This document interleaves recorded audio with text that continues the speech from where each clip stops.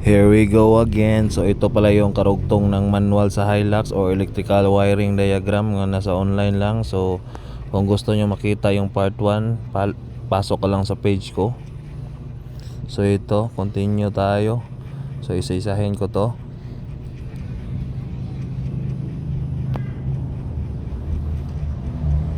Parts location. So ito yung mga parts, mga sensor, ECU, kung saan ang location. Diyan makikita na dyan. Tapos system diagram, yan ang ECU, pin out nya. At yung mga various sensors or actuator.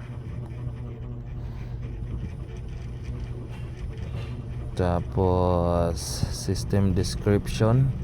So ito yung pinapaintindi dito kung ano ang function, anong function ng mga sensor at paano yun nag-function at mga ganyan-ganyan. Tapos yung flow ng fuel, saan ang galing, ganyan. Yung injector, yung supply pump, paano binumba yung diesel. So yan, basahin nyo lang dyan. Tapos ito, so yung mga hindi ko masyadong ginagamit ito po, pero pwede nyo lang i-click yung may click here. Hindi ko lang na-click here kasi nagmamadali ako, kasi limited lang yung data ko. Tapos registration, kung anong gusto mong i-register.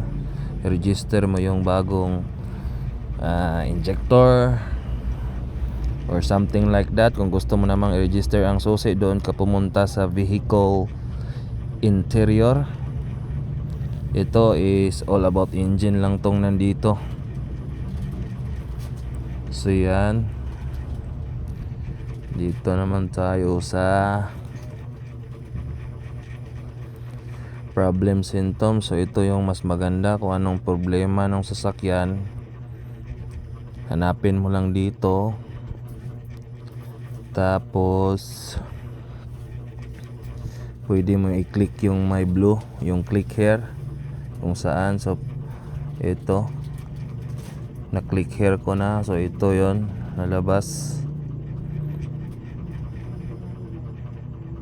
Basahin nyo lang yan. Nandyan yung inspection at kung ano-ano. So ito sa injector assembly tayo. Kung napalagay nyo nandito ang problema, so click here. So may system diagram din at may mga socket. Basahin nyo na lang din yung ibang dyan, yung dyan. Kung anong gustong ipa-check sa'yo, resistance or voltage, anong wire, nandyan na. So ayan, yung ibang mga click here, pwede mo rin din yung i-click.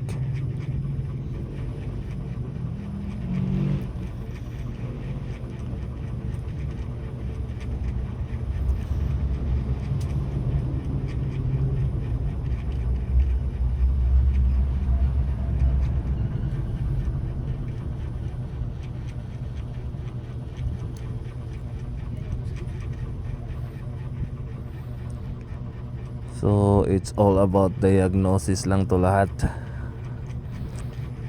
Yan, kung nag-i-emit ng black smoke, open nyo lang yung may sinabi dong black smoke. Tapos bibigyan ka na ng manual. Tapos kung may click here lang. So yan lang, follow for more na lang, kasi mag-upload pa ako ng mga ganitong videos. At please comment na rin kung gusto nyo ng ibang pagkukunan ng manual or diagram. At kung gusto mo pa ng ibang nasa GSIC.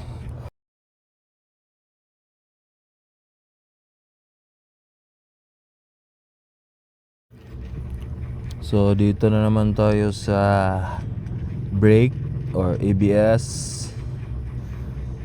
So inopen ko lang yung ABS. So ang ginawa ko dito is nasa repair manual lang muna ako. So nandito yung mga problem symptoms, kung ano yung problema. Open nyo lang yung my code, kung anong code, kung na-scan nyo. So yan, nasa brake tayo.